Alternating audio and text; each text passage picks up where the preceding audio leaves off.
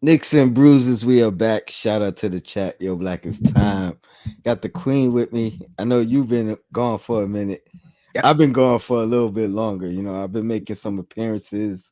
Shout out to still Knicks fans. He had the All Star weekend show with a bunch of different panelists. I never shared the screen with, so that was dope. You know, Nice. obviously I jumped on with Sim a couple times over the past 2 weeks almost. But glad to be back for sure. And always glad to share the screen with the queen, you know, my Yeah. my my co-host. But Appreciate you. how was Yeah. your It's trip? been a minute. The trip was good. Oh, can you still hear me? Yeah, I hear you. Yeah. The trip was good. Whenever this is my third time in Ghana, and each time I go to a different region. And so I went to the Volta region this time and just had a great time. So shout out to Ghana, Greater Accra, Usu, the Volta region, and of course Barry, Della, and Latif, my people out there. No doubt, no doubt. Um, Whenever, because someday I will go. Whenever I get a chance, I'm definitely gonna hit you up and get the advice on where to go, what to For see, sure. and For what's sure. important. Um, but yeah, let me get my guy in the building as well. DJ Hey, Shuttle, y'all yo. already know, all aboard. What up, my man? Oh man, I'm Been a stuck. minute, Cheryl. How you doing? Steph. I know. I know you have a diagnosis sometimes when you're forgetting stuff, and I have a diagnosis with too many tabs, and that makes the lag. I gotta close some of these tabs. I gotta get out of here, and I gotta come back in. No doubt. Take your time, brother. I'll bring you back. Shout out to the chat. JJ, you was here early. My apologies on the tardiness.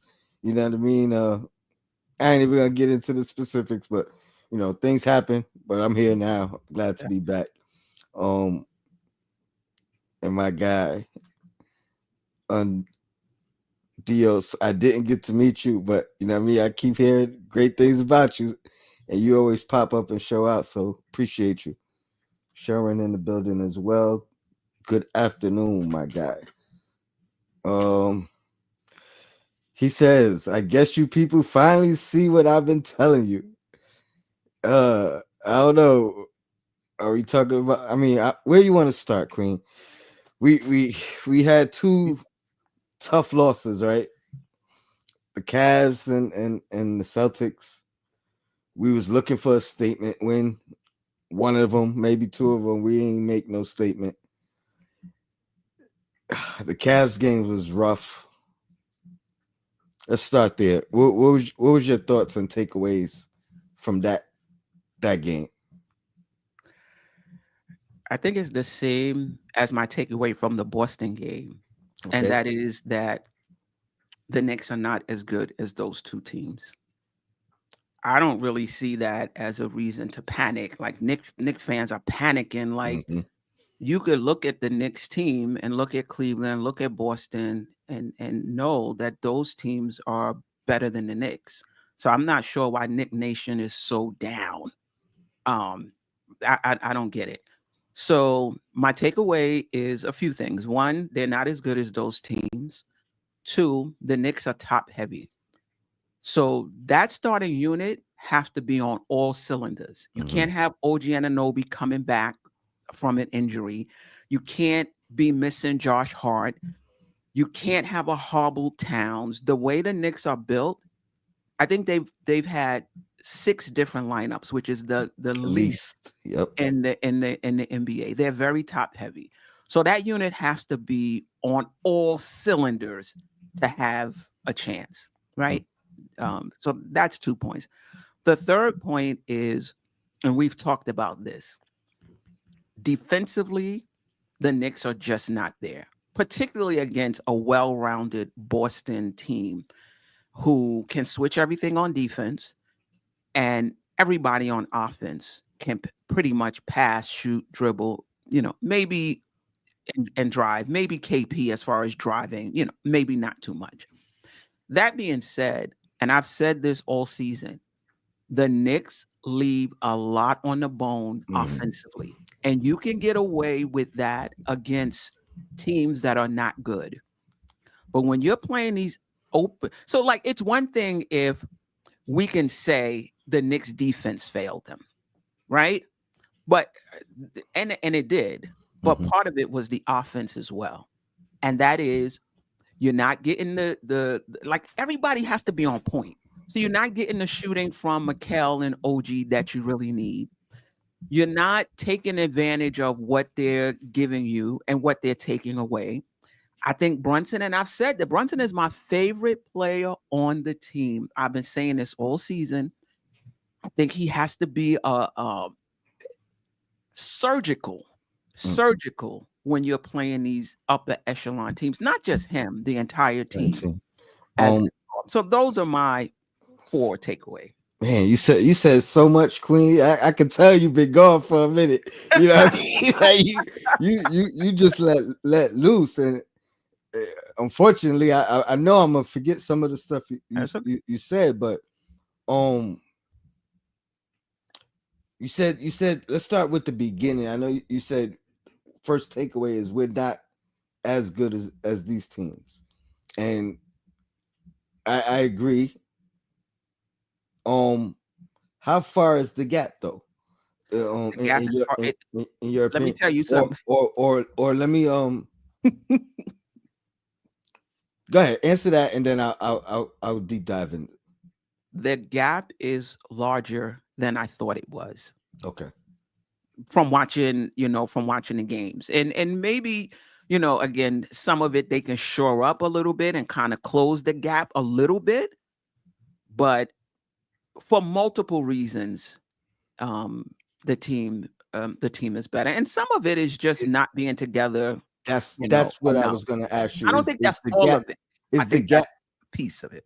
but is the gap that's what but I mean that was gonna be my next question. Is the gap talent based more, or is it that fact of newly constructed as opposed to, I mean, we've talked about this multiple of times, how long Boston in particular have been together, and their grind and struggle to uh, struggle whatever their grind to reach, what I mean, the championship and actually win it, compared to us being newly constructed. Some of that argument, I mean, it's lesser with Hmm. Cleveland. You know what I mean? Donovan Mitchell got there the same year Brunson got here, but the collective of that team has relatively been the same.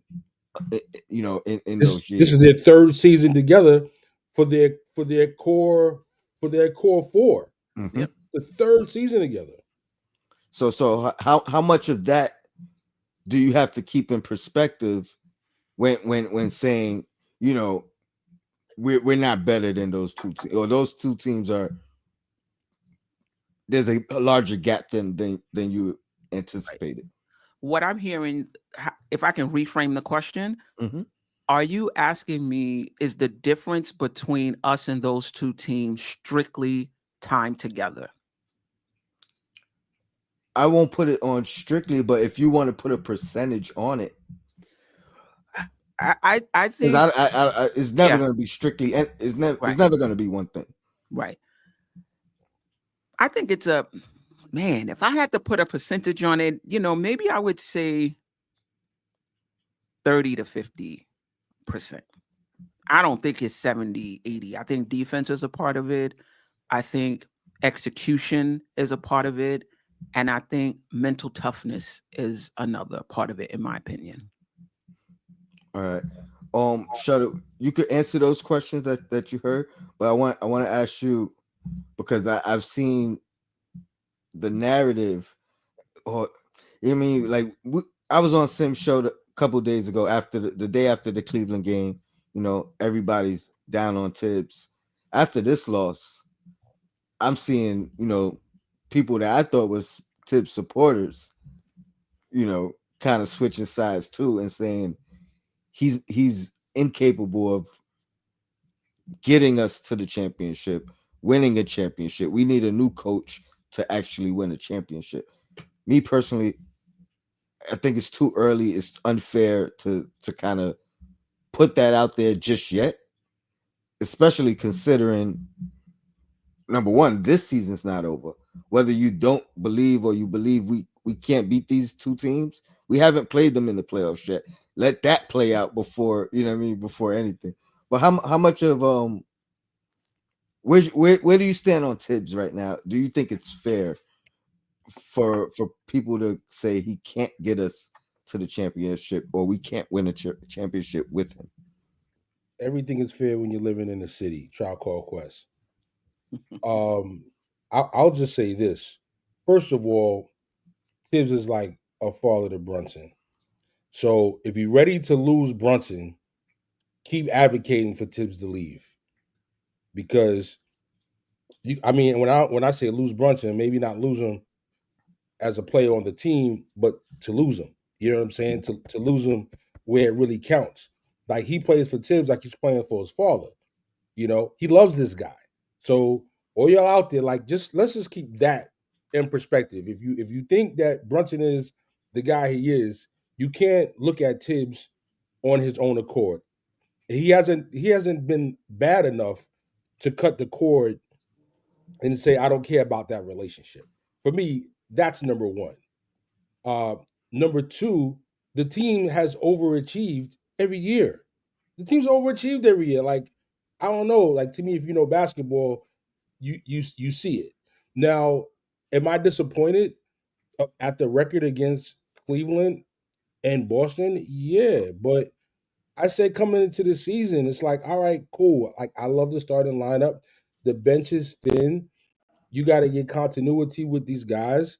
Even the Hall of Famers, D Wade and LeBron and Bosh, needed time to gel and become a cohesive unit before they went on a run and went to the NBA Finals.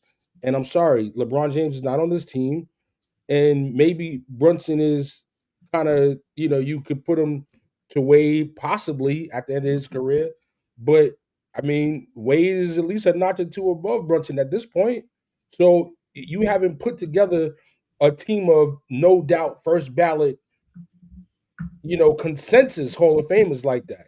So you got to give these guys some time, and then again the continuity of the Cavs and Boston. Missoula walked in to an NBA Finals championship team. Like, don't tell me that this guy is an amazing coach. He walked into an NBA Finals team. And Atkinson, I'm not going to say he's a bad coach. I'm not going to say he's a great coach, but he walked into a team that has guys that were already all stars. Mitchell, perennial all star. Garland was already an all star. Mobley was a high lottery pick. That the trajectory was that he was soon to be an all star. Mhm. So, like, I mean, like for me, I just keep it in perspective. And like, as long as the team doesn't fall to like a 4 or 5 seed and get bounced in the first round by Milwaukee or the Pacers or something like that, as long as something like that doesn't happen, and they get to the second round and they have a great matchup against either one of those teams, you got to respect it. And like that's what my position was when the season started, and it hasn't changed. Yeah, I mean, I agree. I've been on what I've been saying all year is let's enjoy the ride. You know what I mean? Obviously, after a loss, it gets tough. You know what I mean? We want to vent. We see things that we didn't like. We want to speak about it. That's all fine and dandy. Analyze the game, give your perspectives, but let's also enjoy the ride.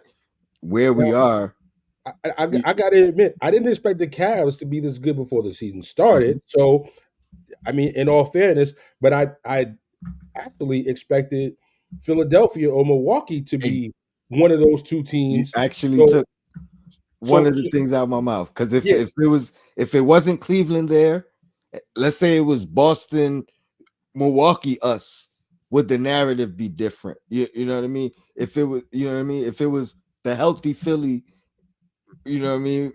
Boston, us, would the narrative have been different? Because the talk before the season from most of us and the consensus from I think NBA analysts was the Knicks were top three, top four seed in the East anyway. You, but you know what I mean? not one or two. Not Right. one or two. Right. You know what I mean? and I think it's and a lack of probably respect. not It's a lack of respect on the Cavs. and probably not top 5 in the league, or even top, you know what I mean, 7 in the league when you talk about East and West. So I think, again, we got to enjoy the ride. Look at where we are. Yes, we haven't beat these teams, but to, like you said earlier, Queen, it's not the end of the world. Um, Can I weigh as, in on Thibodeau when you finish?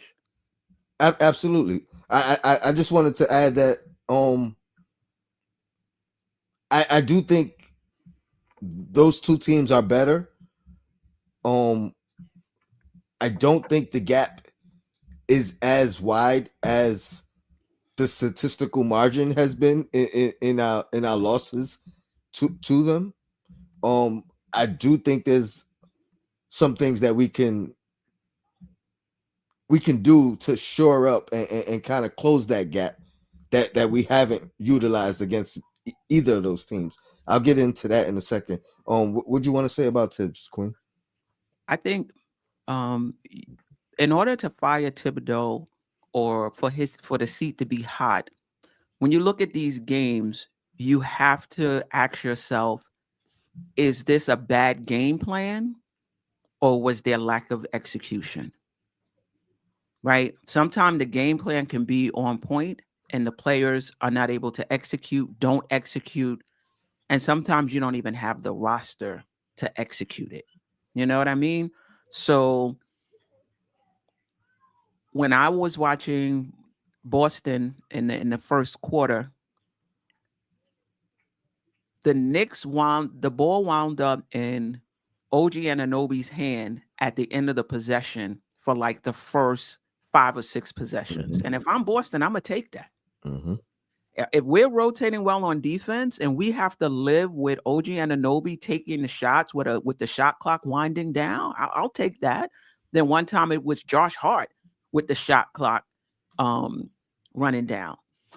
A lot of this is about strategy. A lot of this is about what teams are able to take away and what you're able to take away. And Boston particularly was able to take away Cat till probably the third Mm-hmm. quarter, made it really difficult for Brunson.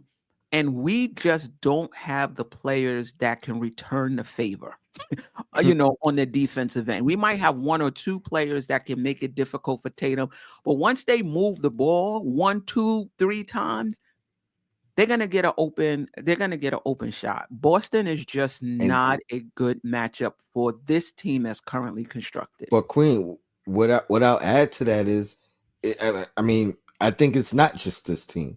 I think what you said about them spraying the ball and 2 3 passes is an open shot. I think that's what happens against any team when they're playing Boston in particular. Right. Part of that True. has to do with them being that well-oiled machine. Part of that has to do with them knowing each other's tendencies, knowing where each other are going to be. I mean, and again, part of that is coaching, right? You know what I mean? So I can't I'm not praising Thibodeau to the Coaching in point, what sense? the actual schemes. The actual schemes. But how do you know the scheme is bad, and how do you know that the players aren't executing the scheme? I think it's a mixture of both. To know, um, me personally, I can only go by, obviously, what Tibbs maybe pointing out in a post game press conference, or when I was saying the coaching, I was actually giving the Celtics coach some credit in his offense and defensive schemes, because what I noticed is immediately in the Celtic game, they exploited mismatches immediately. They seeked out mismatches and exploited them. Again, this is where I think Tibbs can do a better job for us. You know what I mean? To your point, we have to execute it, but it doesn't seem like that is a focal point of Thibodeau night in, night out. His mismatch is Brunson, and that's it. And I feel like collectively And again, this may be something that develops and we nurture over time. But game in and game out, I feel like we have mismatches that we should exploit. And that should be our tendency. That should be our focal point night in and night out. Who we playing tonight? Okay. What are the mismatches? You know what I mean? And then exploit them. And that's where I do think Tibbs can grow. But I'm not on him about it right now because I also think that's something that grows over time. You know what I mean? And to the Celtics point, the coach has something to do with it. The players been there together, but they know what their mismatches are night in and night out against any given team, and they exploit them. Can I just I say, agree with Tony? you. I would like to know what's the mismatch against Boston. I mean, I again, I'm just throwing it out there, but and we've seen it in the past. But you have to figure out how do you utilize Towns when you got Drew Holiday on him? Because part of the effectiveness of that is who the other guys get to defend. You know what I mean? The fact that they pinpoint Josh Hart as a shooting threat, that possession after possession, or Precious Achiuwa as a non-shooting threat, possession after possession. So now they get to help off these guys, make it difficult for Brunson all night long, make it difficult for Cat all night long, and then we're gonna live with a Josh Hart 3, a Precious 3, uh um you know what I mean? A late shot clock 3 from Anunoby. Like to me, Tony, I agree with you. that's all strategically done. That's not you know what I mean? In my It's opinion. strategically, but the reason they're able to take advantage of that strategy is because of the flaw in the roster. At the floor when you have a Precious or you have a Josh Hart out and, there. and, and Sorry, again, DJ Shadow. I know you want to say something. this is not me going at Tibbs or defending him. I'm only pointing out what I see. But again, if Yeah. this is when some of the Tibbs deters will say, take Precious out. You know what I mean? But you can't. Go ahead. I'm sorry. It's double edged. You know what I mean? But That's the point I'm trying to make. I mean, this is what I I'll get say. it. Shadow, I'm gonna turn it over to you. Let me just make this last point. And I inputting. So yeah. Coaching, particularly bench coaching, like there's different aspects of coaching. Bench coaches, meaning when you're sitting on the bench making, well, in Tibbs' case, standing on the bench making, it's dynamic. So you're looking and you're saying, damn, they taking advantage of the fact that Hart and Precious um are not shooting. They're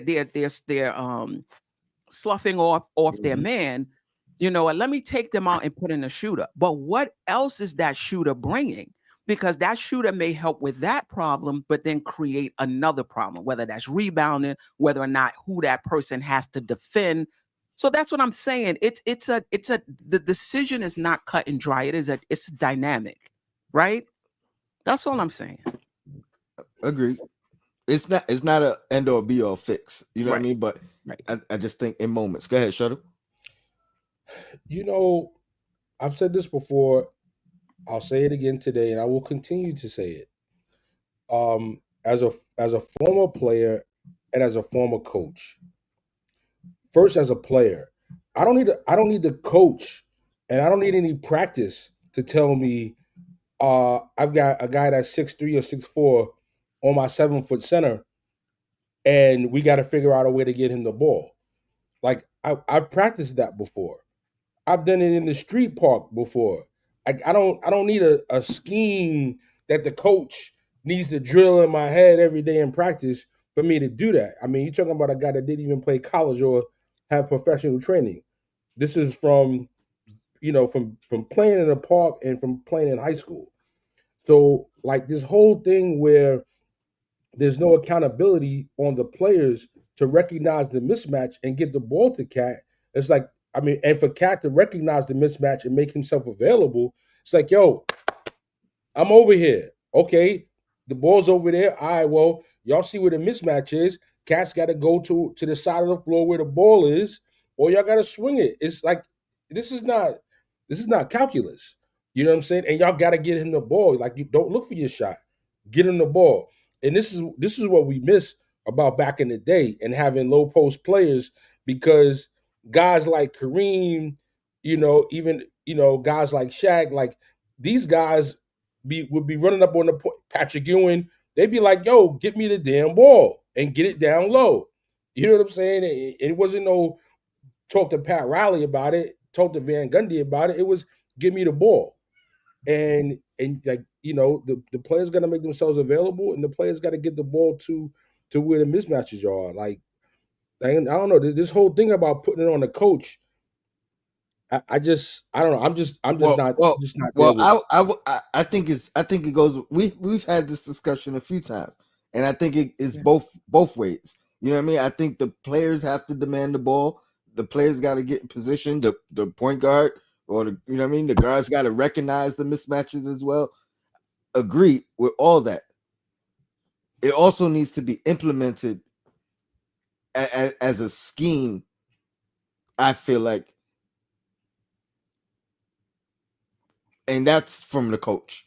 You know what I mean? It has to be a game plan night night in and night out. I hear you. I hear you, and I don't want to absolve Tibbs 100%. I don't want to do that either. But like, there's so much.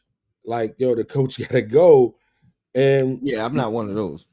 right. But I'm just saying, like, there's so much that the coach has to go. So part of my pushback is like, well, what? Where's the accountability on the players? That's kind of my perspective, and why I'm sharing it that way.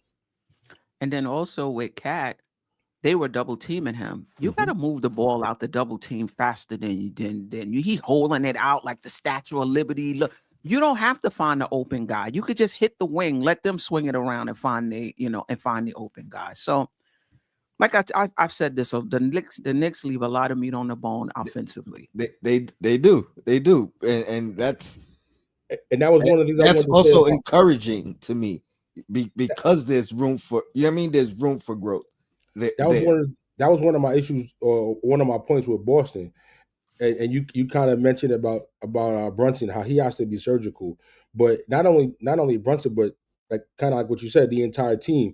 Right, Boston is like the team that you have to have the perfect game against because right. you know they have size, they have record breaking shooting on offense, and they have extremely good defense. So there really is no weakness against Boston. So the Knicks have to shoot better than they normally shoot. They've got to take more threes than they normally take. They got to play better defense than they normally play. So like it just at this point it takes a perfect game to beat Boston for the Knicks. And until Mitch comes back and until until you have everybody healthy and you have a couple of games where guys are playing lights out. I mean, it just is what it is. And DJ Shut, I Perfect want game to for add to us, this. or bad shooting from them. Agree. Yeah, and But we I was can't gonna count on thank we can't you. count on that. That was what I was gonna add to what DJ Shuttle just said. You're not gonna catch Boston sleeping on the Knicks because they know that the Knicks are, have them in their sights. So Did you and see they're Jalen best Brown's effort. comments? Did you see Jalen Brown's comments? No, what do you say? No, Because I was looking for Oh, post. I just seen oh, they six they post they game. they asked him and said, well, like, what do you think? The Knicks, and like, do you get more for the game? And they brought the wings in to kind of match up against you. Wing stop. Um, he was like, oh yeah, definitely. First of all, the Knicks, they're a good team. They got some good wings that we could see match it up against Jason and myself. And yeah, it's definitely some incentive. So like, you're not catching them sleeping. nah. This is like teams now do respect the Knicks league wide, including Boston, and Boston knows That was Jalen Brown.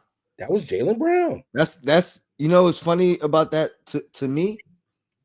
This was post game Yes.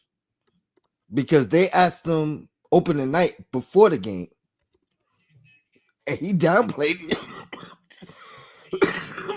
Pardon me. he downplayed it. So it's funny how, after a couple of wins, good wins, he could acknowledge it. You know what I mean? Like, but yeah, they asked him, Jaylen Brown specifically before the season or before opening night game. Yeah, he gave like a one word answer. Yeah, you know what I mean. He gave like a very brief, you know what I mean, like, oh, we not worried about them, we worry about us type answer. I just found a quote. Can I give you the direct quote? Yeah. Mhm. Uh, da, da, da, uh, a series of moves designed by the Knicks to bring them closer to the Celtics, but the Celtics have won all three. And Jaylen Brown's comments have there been an additional source of motivation? Absolutely. Brown said when asked if the moves affected his motivation level. I don't think I need to explain why, but it does. So we'll be ready. Just the playoffs. We want to be healthy. The Cavs, the Knicks, they're good teams. So anything can happen. You got to focus on the details, but I'm not looking forward, but I'm not, but I'm looking, but I am looking forward to it. Um, yeah. I Hopefully the mean, Knicks put that on the bulletin board too. So they know that not only are they ready for us, but we need to come in ready for them. Because that's the other thing. That's the big thing with these losses. In particular, the last two. Slow starts. Slow starts. You we could come back and have some, comeback wins against some of these other teams in the league. These elite teams, the three teams in particular that's above us, and we can't really. It don't even matter to talk about OKC. We're not seeing them again unless we in the finals. So the two teams in the East above us, you can't slow start the game and then fight your way back and expect to win. You know what I mean? Like, yeah, let me get to the super chat and then I got some questions about Stephen A. Smith and his comments. Jason Benjamin, appreciate the super chat. Call me crazy, but I'm not tripping. I think most fans are mad because of the expectations that fans made for them. Can't go crazy over expectations when this team was put together a week into training camp. I agree 100%. And I to double down, the season's not over. So whatever your expectations is, they haven't been met or not met yet. You know what I mean? Like, the season's not over. Unless you had them unless you winning thought, 72 games and right, we right. can't reach that yet. You know what I mean? Like, we haven't met the expectations nor have we failed them. Let's enjoy the ride. I will keep saying it. Yo, Appreciate the super for chat. me, Tone, I really thought this was the warm up year, and next year was the real year. That was always my outlook, and you know, yeah, of course, I anticipated Mitch coming back sooner, making a bigger impact, on the team. But it looks like it's gonna be next week. Mitch will be returning, and and we'll see, man. But some of the guys have played well, but they've played a little not as quite as good as I thought they might play. Bridges and OG to be very specific. So you know, you give up 5 first round draft picks for a guy, That, you know, that's people exactly where I'm going next. yeah, people's psyche, like they equate 5 first round picks with, oh, we gotta be a number one seed now. Not thinking about the cohesiveness of how the guy fits in on and off the court with the team and unselfishness and all those type of things. So I don't know, man. Here's two things Stephen A. said. I want your responses on both, and we'll deep dive into the second one. But the first thing he said was the Knicks got. I gotta paraphrase it, but the Knicks got better after the cat trade but they're not a better team than last year. And he started questioning the same things that I think me and Sim talked about when the trade first went down, and the identity of the team, the toughness, etc., etc.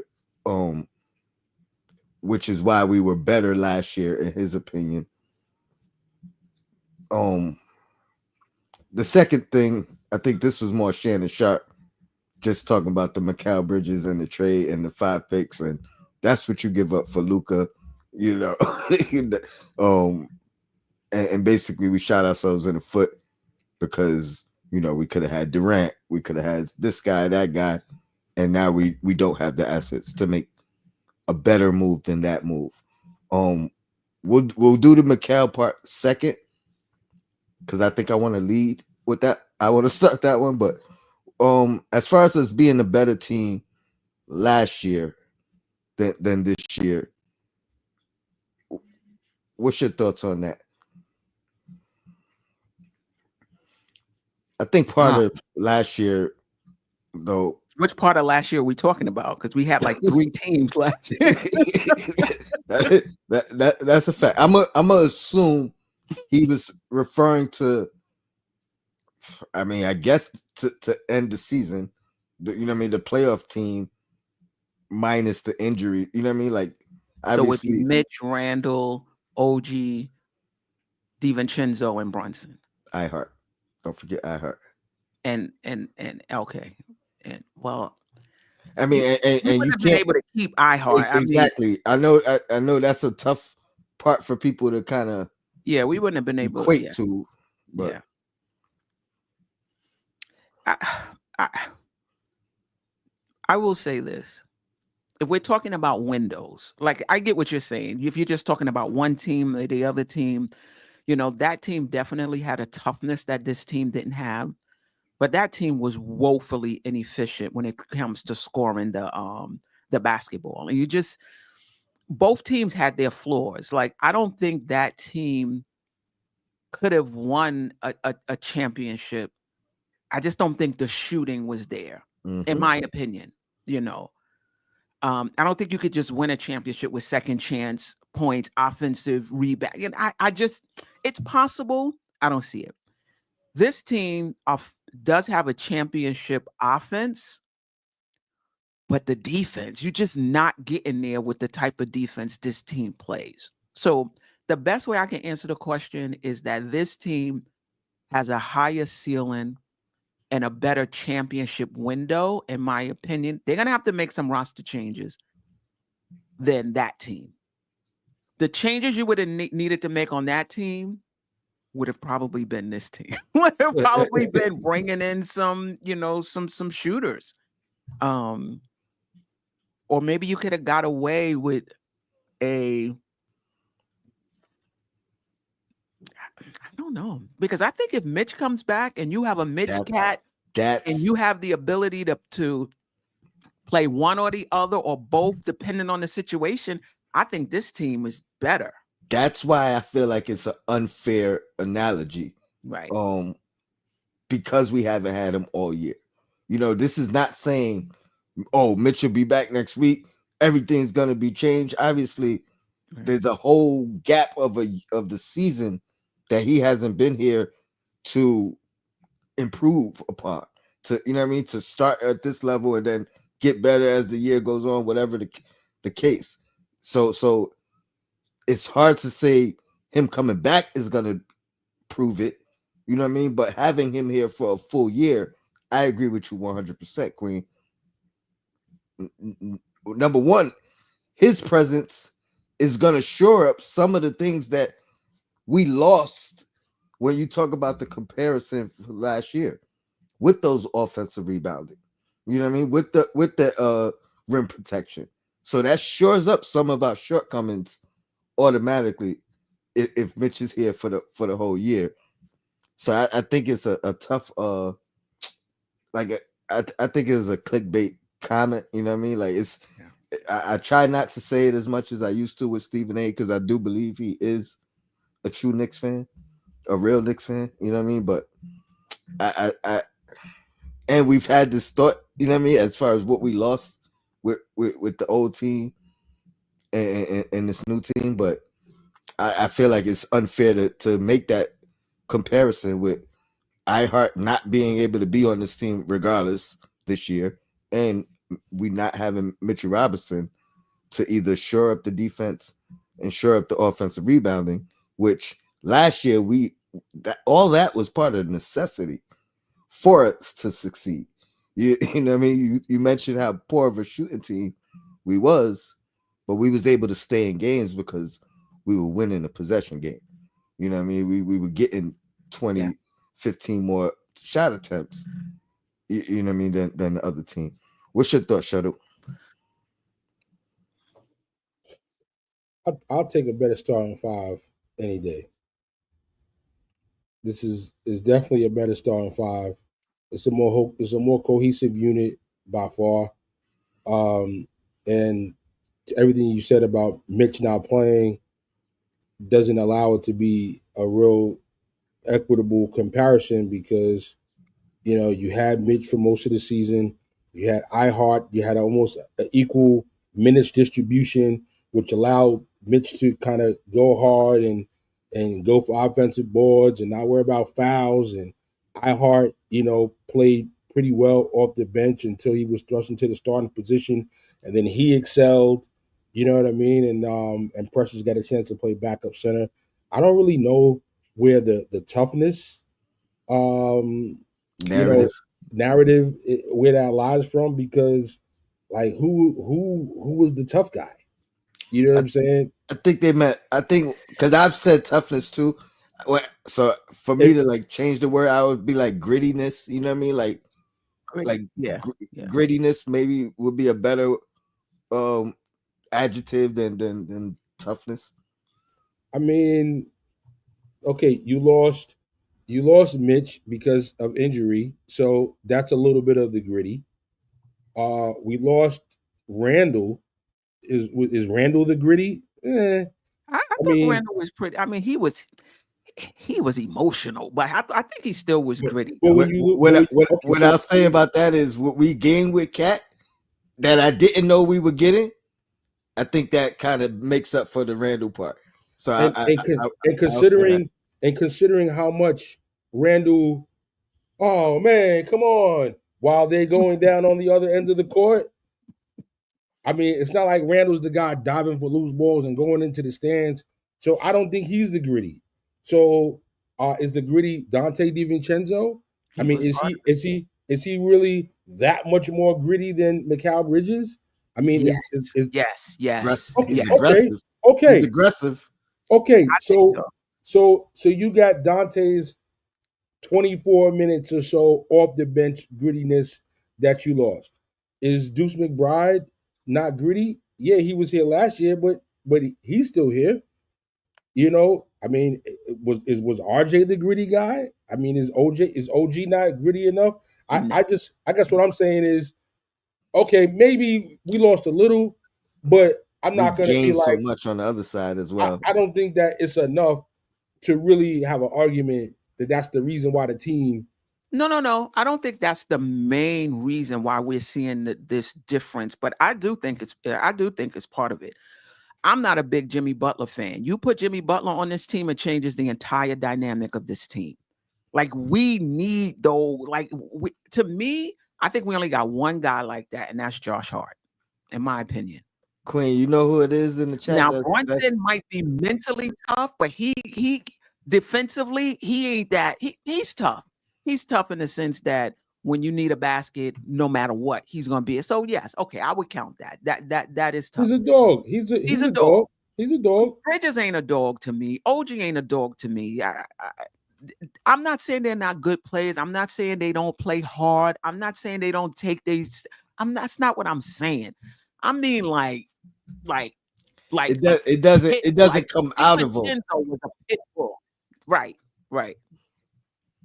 Nah, I feel you. They were having this. They were having this talk on Gil's Arena. arena.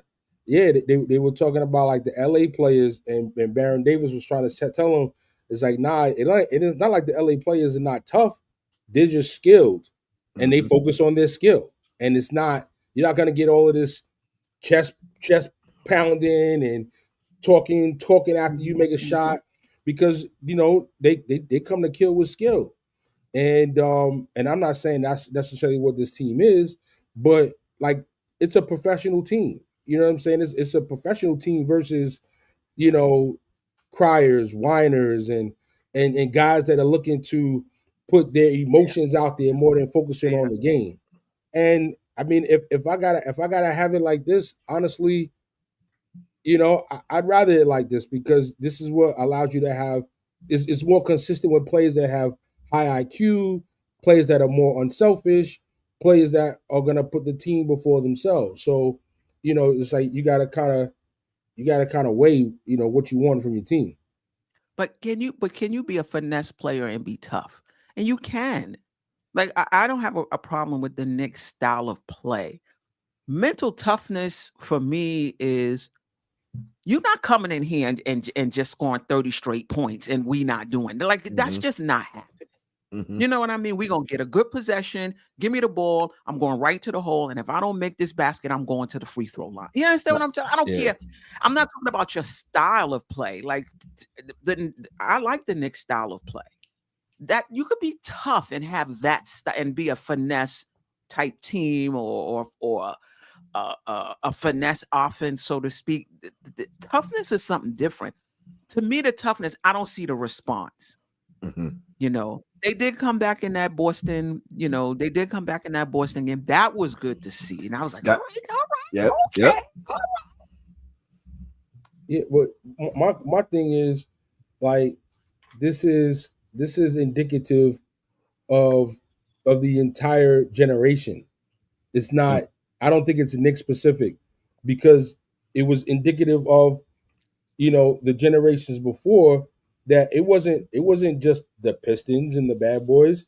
They learned it from the um the Boston Celtics. They learned it from the 76ers. The Knicks learned it from these guys. The Bulls learned it from them guys. Milwaukee Bucks were kind of tough too. Don't mess around with Cliff Levingston and Tree Rollins. You get banged too.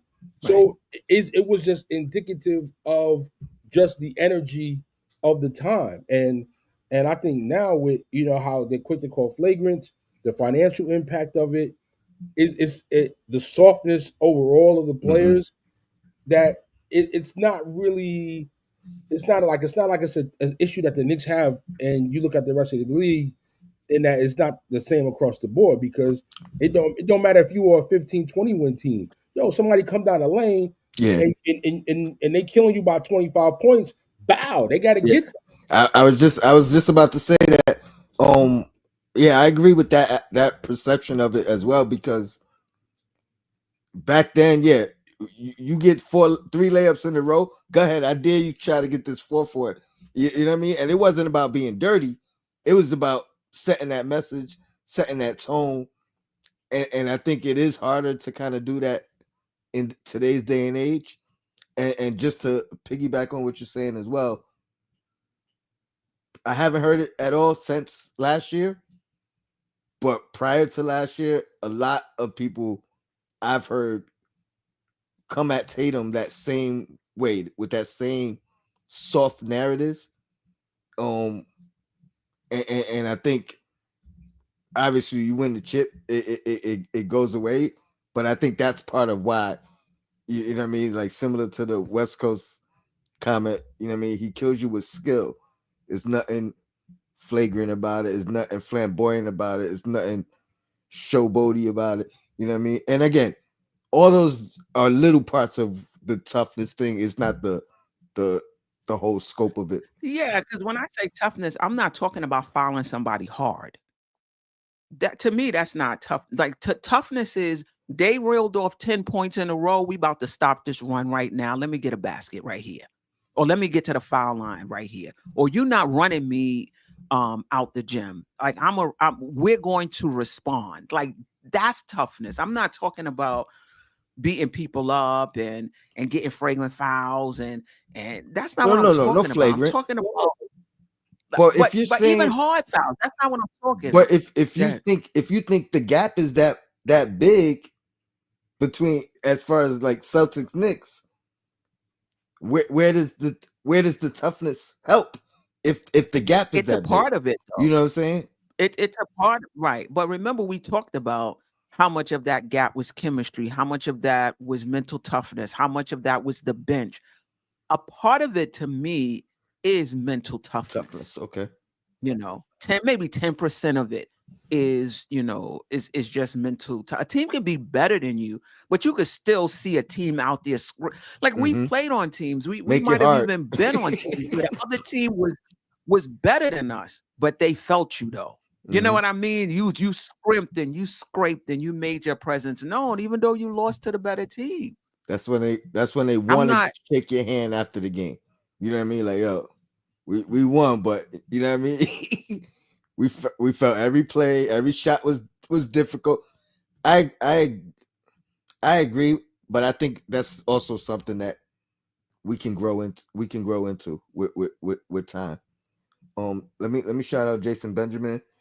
He says Boston, Cleveland, OKC are just better than us at the moment, and that's okay. We are still a good team. This irritate this iteration of the team has 3 years. I, I agree. I think we should continue to grow year by year as time goes on.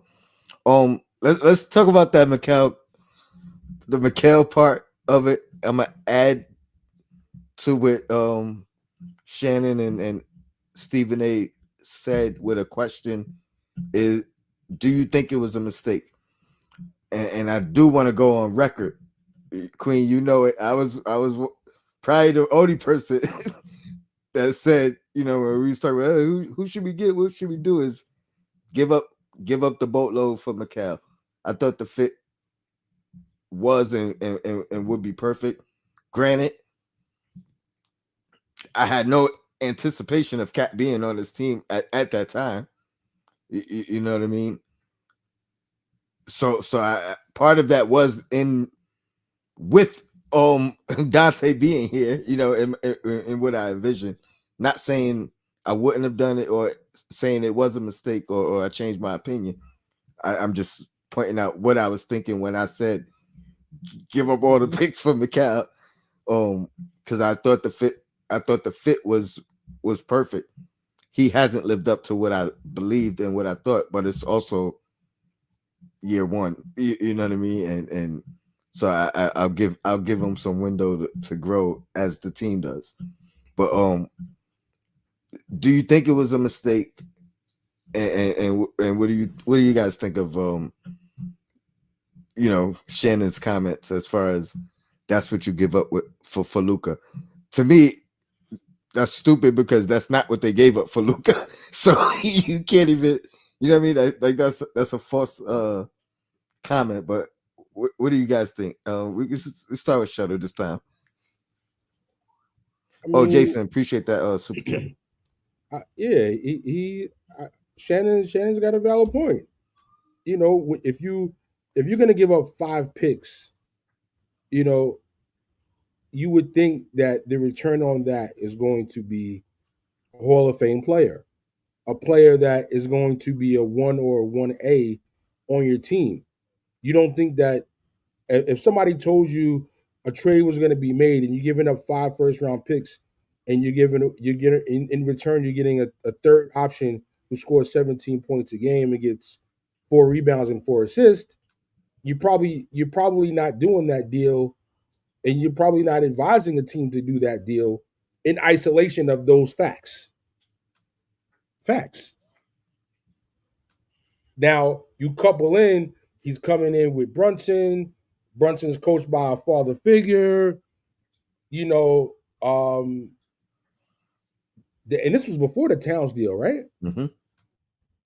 Yeah. See, now if it had been done after the Towns deal, I probably would have given it more blessing because Hmm. now you're like, all right, damn, we got Towns. We just got to upgrade. If we upgrade with that wing, we getting Bridges. We not really losing anybody for Bridges. It kind of, if it happened in reverse, it probably be a little bit more passable. But listen, it's New York. It's New York, so you gotta. The New York tax is like worth like 2 first-round picks.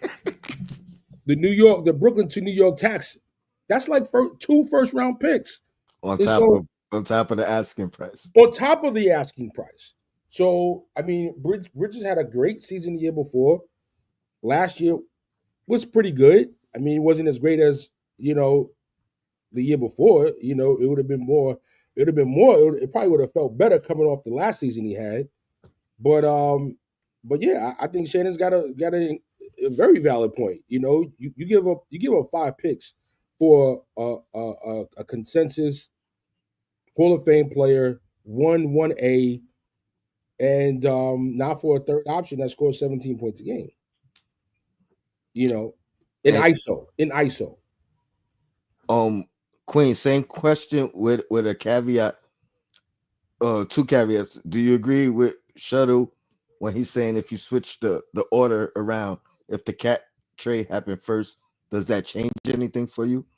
And my second part of that is if the picks were in the Towns trade as opposed to the Bridges trade, but both trades still transpired, does that change anything for you? So I think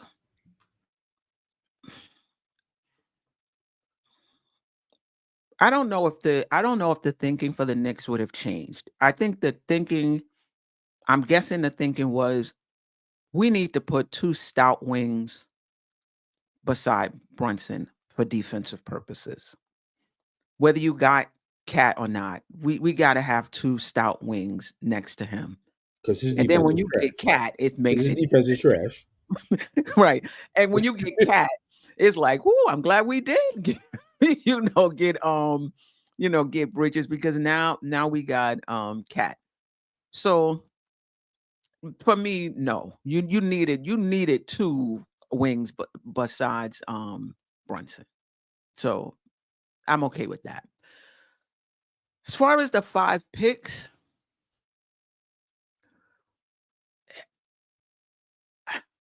I'm wondering if the Knicks felt like Bridges was on the verge of being a breakout candidate and they wanted to get him early. And so not only do you have somebody who has the length that you could put besides Brunson, and that's needed, but he has another level offensively as well. I wonder if that was part of it. And I think when we say 5 first-round picks loosely, like these was 5 top 10 picks, it they were 5 first-round picks regardless. I get it, but yeah, I think that there's levels to first round, to first round picks. Um, I'm okay with it because I still feel when it's all said and done, Bridges is going to be that guy. I just still believe that. I just feel like he hasn't been let loose. I just feel like we putting hard on the ball because we have to, because if not, you can't keep his guy occupied because he's not a good shooter, right? So you got to keep him on the ball to keep Yep. his guy engaged. And that's taken away from Bridges being on the ball. I think he would shine a bit more. So I'm okay with the 5 picks only because I think Bridges has a higher ceiling than we're seeing right now. That's spot on to me, Queen. What you just said about why Hart has the ball so much. You know what I mean, and effectively, limiting the opportunities of where or how much Bridges has the ball. To me, that also goes back to coaching and coaching decisions. You know what I mean, because you got to maximize the roster. You got to maximize the 5 on the floor. Hart is probably better suited playing not with Brunson than with Brunson to and having shooters, you know, with Brunson, you know what I mean. So I agree 100%, and I agree. You know, I still would have did the Bridges trade. Another part of the reason why I wanted that trade when I thought it was unfathomable was because of what we saw with the chemistry with DiVincenzo and Hart and Brunson. So Right. to me, it's like, all right, add a better player or another player, you know what I mean, just as good or better to that mix. You know, that chemistry will take care of itself. Um, yeah.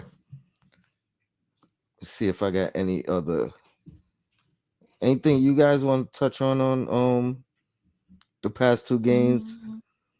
I do want to mention you talked about us coming back, and I think we cut it to within 4 It was in, down to 4. in the fourth quarter. And then I think the Celtics went on like a 14-4 run or 14-2 run or something like that. I blinked, and it was crazy. But to me, that goes back to the start of the game.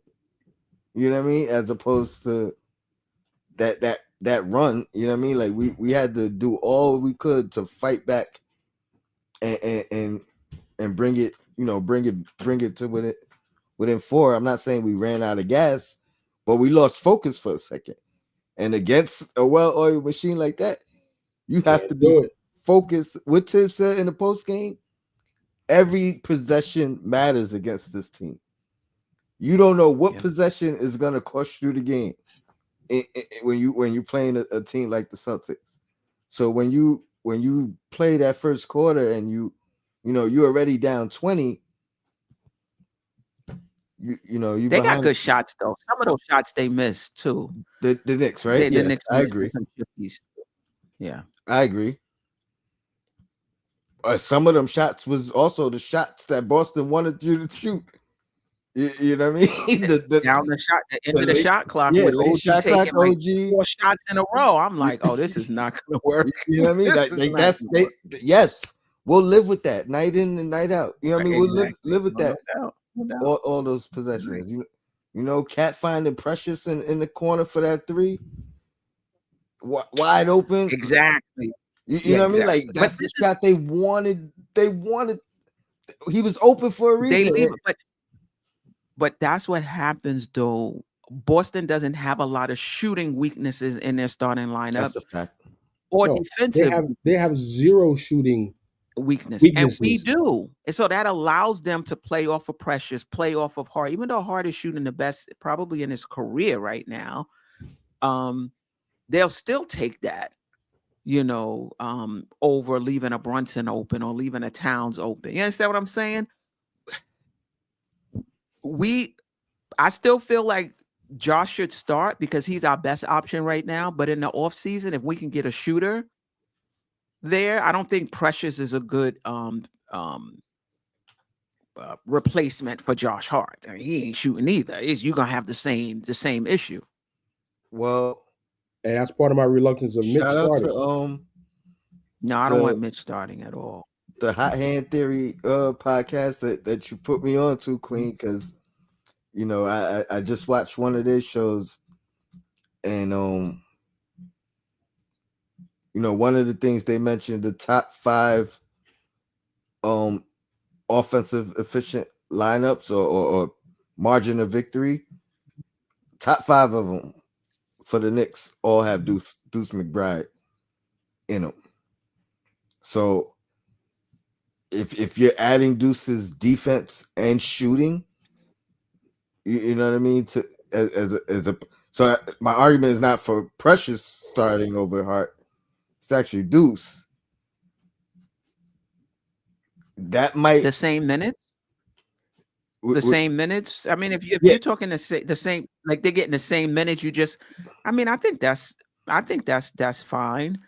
Like, but if you're talking about inverting the minutes where he's going to get Josh Hart's minute and Josh Hart is going to get his minutes, no, because we're going to have rebounding issues. Well. Here's what I'll say to that. It don't have to be inverted between them two, but Deuce's minutes I feel like should be up. So if that means periodically, you know, Hart is losing a couple, Mikhail's losing a couple, OG's losing a couple, that might have to be the solution as opposed to just switching the minutes directly with Deuce and Hart. I wouldn't say that because I agree. Hart Hart has value to this team. He is having a career year. You know what I mean? And his issue to me is more specific with the Celtics, being that they're so well oiled and they know how to exploit like every team is not. They may have a game plan to exploit the mismatch and let Right. Josh Hart kill you. I don't think every team is Right. executing at that level Correct. to where Right. you gotta make that change all across the board. You know what I mean? I'm specifically to Celtics and maybe a little bit with Cleveland.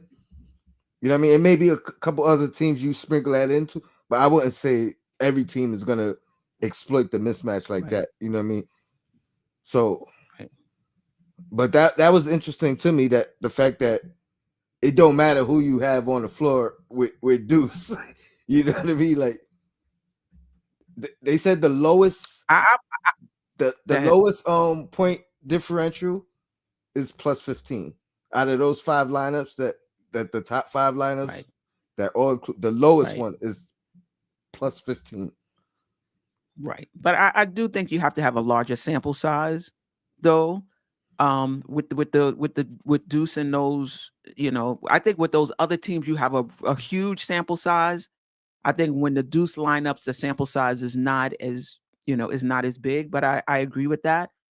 I'm not sure I would feel comfortable reducing Mikal Bridges or OG Anunoby's minutes to give Deuce more time. Um, I yeah, yeah. I'm not, yeah. And But but I I'm hear not what you're saying. standing In on it. terms of statistics, what the on-off numbers say, it supports that. The And it team is doesn't have to better. be drastic, because if you're taking, let's say you're just taking one from the, you know what I mean, 2 minutes from the three of them, that's you know what I mean, that's 6 minutes, and obviously you're doing it individually, so it's not like they you know what I mean, like they're not losing all those minutes at the same time. One of them is on, Mhm, one of them mhm. is, or two of them are on, one of them is off. And to those who are, you know, very upset with Tibbs and the minutes distribution, that could help it all across the board. You know what I mean? Because if you bring in OG down by 2 minutes, you bring in Josh down by 2 minutes, you bring in Mikal down by 2 minutes.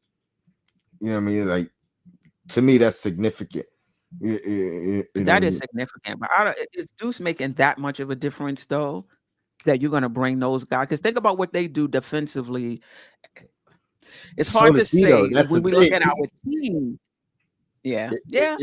Yeah. So I mean, so does Deuce. And again, shout out to you, shout out to them, because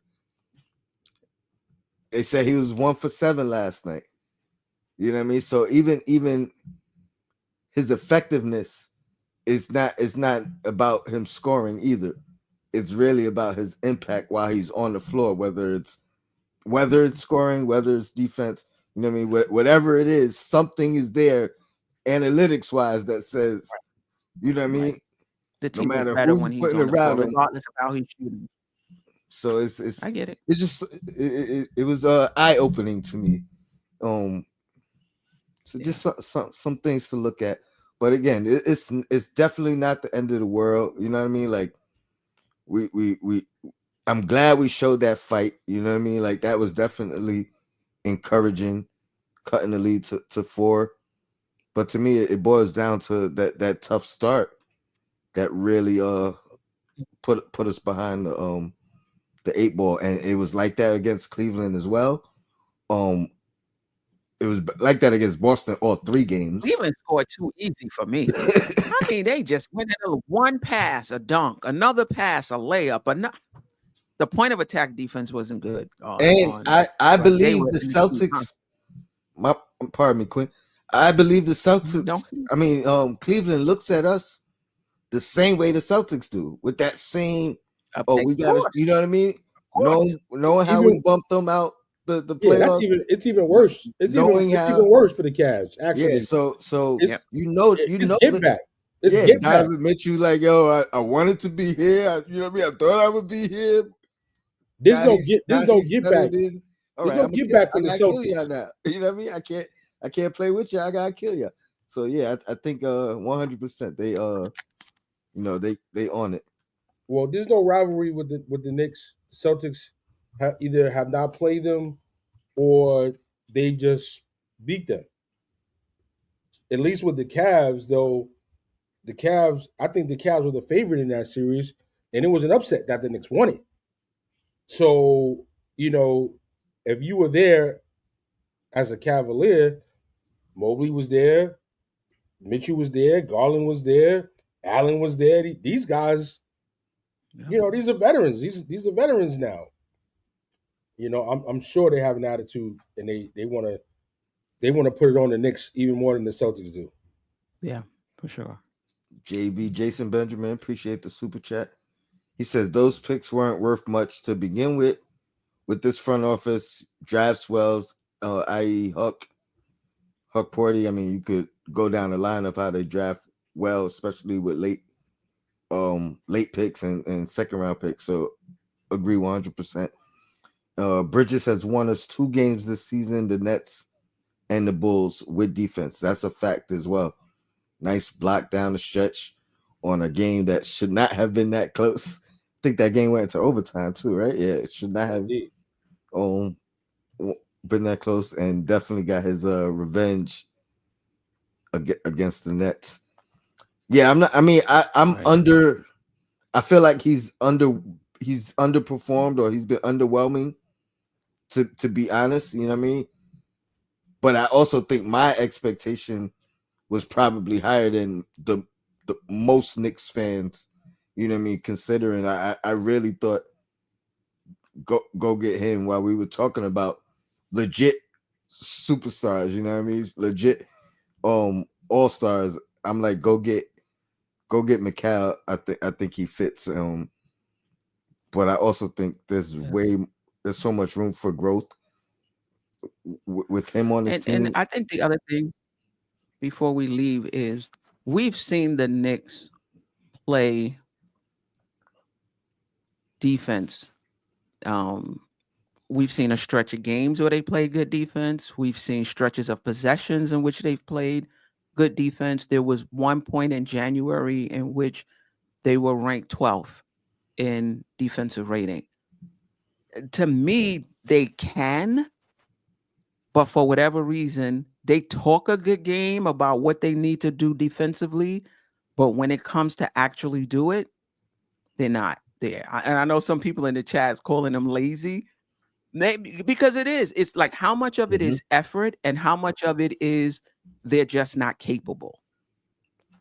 And playing behind the 8 ball from the start. You know what I mean? 'Cause like I said, again, this is not putting Mitch Robinson there as a savior, but without him the entirety of the year, every year passed with this team, whether Mitch Robinson was here half the year or whatever, we also had another guy, you know what I mean, that came in and filled that same void of Mitch Robinson.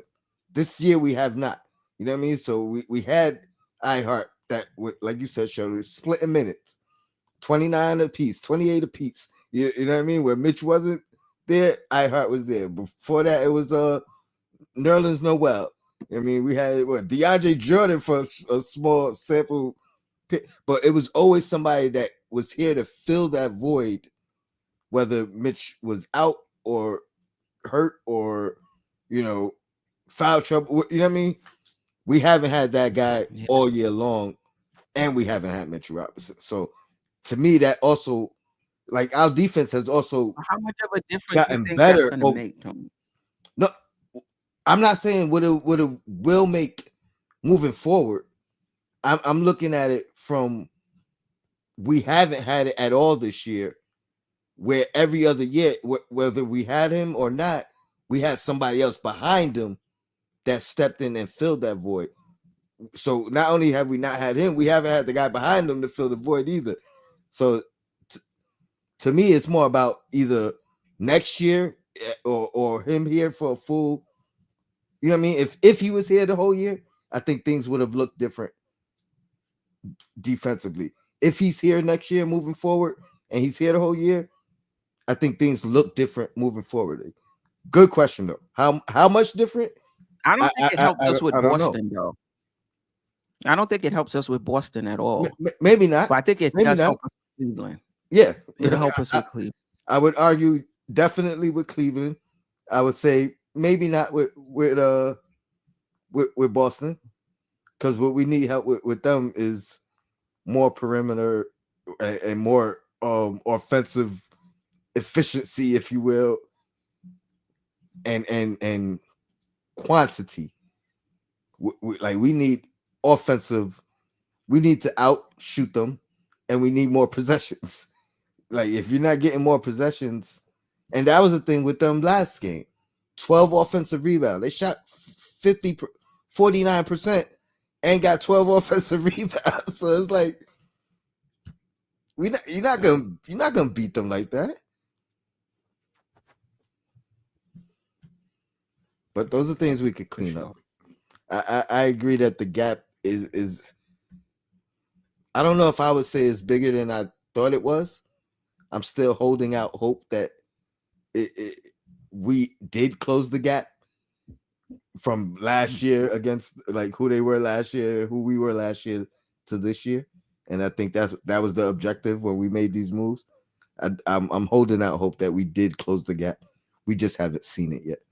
So I think two things can be true.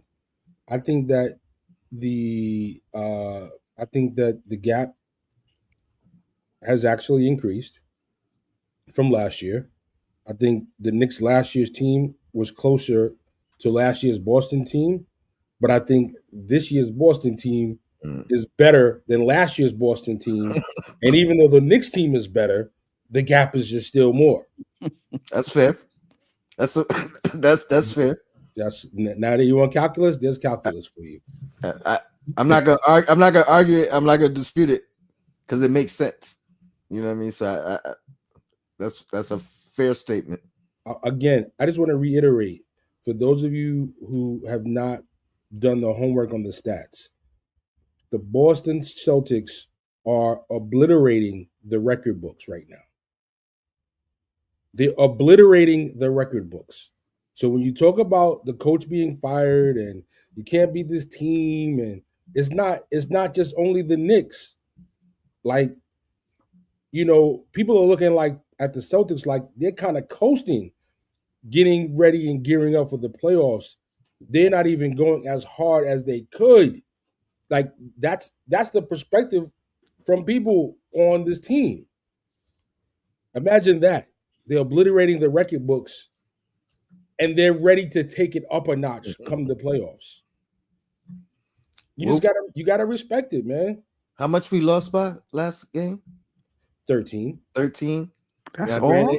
Yeah. I mean, Felt whether like worse. you could take it with a grain of salt or whatever, but Felt like worse. I will say that's the smallest margin of victory that the Celtics had in the past 8 games. You know what I mean? So like it may not have looked tough for them, but that was the toughest game they played in you know what I mean, in 8 games. I think I'm done for the night. We got Queen's Court tonight, 7:30. Looking forward to that. Queen, if I'm late, I will be there at some point. I promise you that. Appreciate you jumping on with me. Shuttle you as well. Y'all already know. Yeah. Shuttle, you always welcome. I know you have things to do on Monday night, but if you ever free, you're always welcome. Heard you. And I watched the guys. Shout out to the guys held it down while you was, doing on the award tour. I was checking to make sure they wasn't doing nothing crazy for you. All right. I heard them shouting you out. I didn't even know the show went on. I, I might have Yeah, to Jeff, Jarrell, and them held it down. I might have to AJ. unsubscribe and subscribe again and figure out what's going on, because Yeah, I don't get nothing but Knicks notifications either. I don't know what that's about. yeah, I never somebody know when you guys are on. there's some tech people out there doing something fishy with us. I know what's going on. Shout out to the chat. Appreciate you guys. I promise you it will not be 10 plus days until I'm back on again. I'm gonna make Tony sure. Tony went on an All-Star break. Yeah, you know what though? I feel good. I was antsy to get some thoughts out. You know what I mean? Thank God I was able to jump on with Sam, able to jump on with Ron that time. But it's not like being back and got the Queen back, No doubt. shuttle No back. doubt. You know what I mean? This was a great show, and it's a nice relief to kind of get my thoughts out there. Yeah. So I'm looking forward tonight. Especially after these spankings. Yeah, yeah. And it probably would have been a different thought pattern had I went on, last night directly after the game. Got to settle in with my thoughts a little bit, you know what I mean, and got to hear a lot of other people's thoughts and them jumping shit and saying, Tibbs can't get us anywhere. Let the man finish out. But how do we know Atkins can get Cleveland there? How do we know any coach that hasn't won a championship can get their team there? You don't know. You don't know until you're in that situation. You just don't know. How do we know OKC's coach can get them there? We don't know. And like or Houston's coach can get them there. You don't know. And at least save that discussion for the off season when this, you know what I mean, like. Because you know what I mean, you saying he can't do something. Got to see this team in the playoffs. Season isn't even over yet. You know what I mean? Let's see how that goes, and then we could kind of make analysis about can we get far or what we need and this and that. Like, two bad losses. You can't make your decisions off of emotions. You know what I mean? Like, let your emotions calm down, then give your thoughts. I think you'll give a better thought out perspective. But appreciate you guys. Replay game. Appreciate you, DJ Shuttle. Appreciate the chat. Yes, sir. Always. And Craig, I see you in there, man. We gonna be all right, man. We gonna be all right. Yeah. We keep it Tibbs, we keep it Brunson, we keep it the team. We might add an addition, come the off season. But Greg and Sherman make the points that the Knicks they feel the Knicks could be better defensively, if I'm reading it right. It's just that they're lazy. It's not even about that they can't play defense. It's just that willingness to do so, possession in and possession out. Something to think about. I wouldn't call them lazy, but I don't disagree that and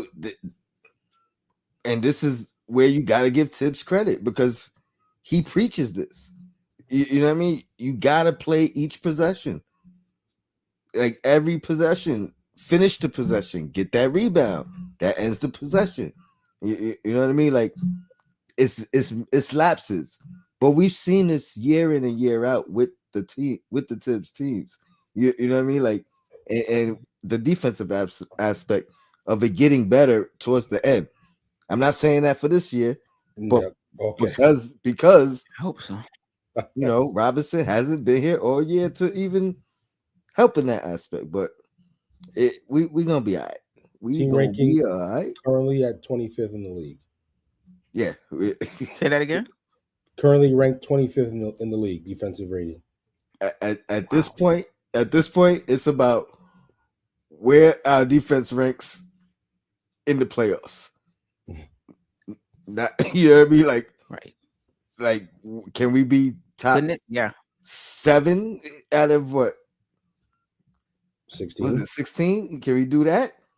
That'll be an accomplishment. You know what I mean? Like, but yeah. Till next time, your Yeah. blackest time. I'm out of here. Appreciate you. Replay gang. Hit Appreciate that you. like button. All right. Subscribe. Peace. Peace.